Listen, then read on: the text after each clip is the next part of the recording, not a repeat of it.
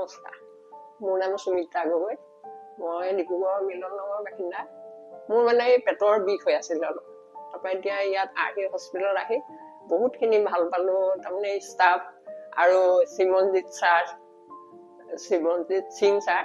তেখেতৰ ট্ৰিটমেণ্টত তাৰমানে মই বহুতখিনি আৰোগ্য হৈছোঁ আৰু এতিয়া মোৰ স্পাইনৰ চাৰ্জাৰী এটা হ'ল সকলোখিনি ষ্টাফ বহুত ছাপৰ্টিভ হয়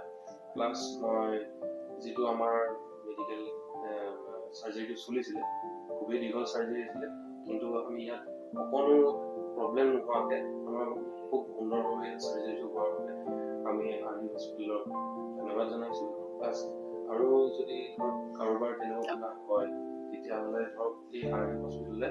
আহিলে মই ভাবোঁ বহুতখিনি আপোনালোক আৰোগ্য হৈছোঁ ধন্যবাদ